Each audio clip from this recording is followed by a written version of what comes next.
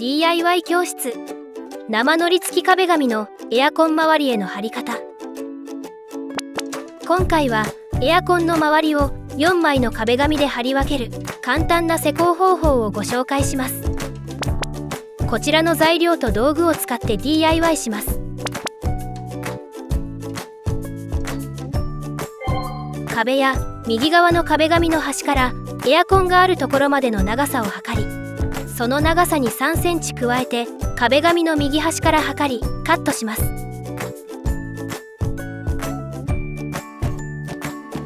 カットする前の壁紙の幅とエアコンまでの長さの差が5センチほどしかない場合はカットをせずにそのまま貼ってしまいましょう。1枚目の壁紙の右端を壁や隣の壁紙に突きつけて貼っていきます。壁紙の位置が決まったら上半分をなでばけで押さえて貼り付けます。次にエアコンの上側の角があるところを指で確認し、下から斜めに角へ向かって切り込みを入れます。エアコンの下側の角は上から斜めに切り込みを入れましょう。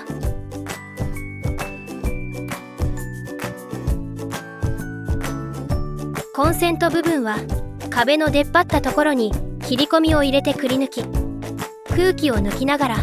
壁紙を貼り付けたらそのまま下まで貼り進めます。エアコン周りや上下の切り代部分に筋目をつけカッターで切り離します。端をローラーで押さえて周りについた糊を拭き取ったら1枚目の貼り付け完了です。エアコンの下側に切り代を取り、まっすぐに壁紙を貼り付け、なでばけで空気を抜きながら全体を貼り付けます。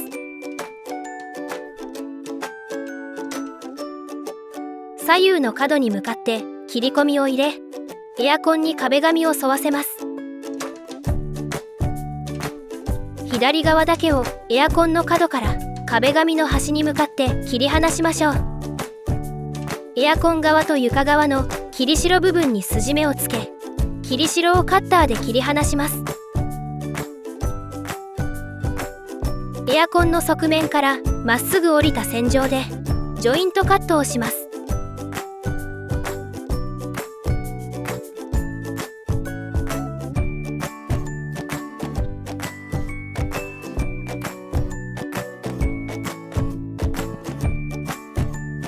壁紙の上下とジョイント部分をローラーで押さえ、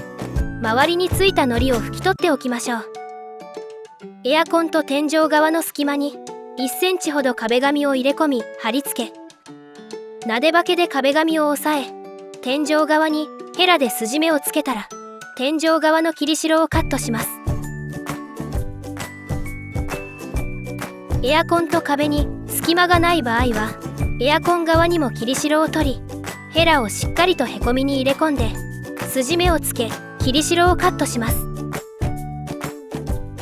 隙間が狭くジベラが入らない場合はエアコンと下地の間にカッターの刃を滑り込ませてカットしても OK です。最後にヘラで壁紙の端をへこみに押し込んでおくときれいに仕上がります。エアコンの上側もジョイント処理をしてください。手が入りにくい場合は上に重なった壁紙をエアコン側面に合わせてカットし、重なった部分にコーキングを塗って接着する簡単な方法で継ぎ目処理をしましょう。エアコン上部は目につく場所ではないので、この方法でも継ぎ目が目立ちません。エアコンの左側面に3センチほどかかるように壁紙を貼り付けます。なでばけで壁紙全体を押さえたら1枚目と同じようにエアコンの角まで斜めに切り込みを入れておきましょう。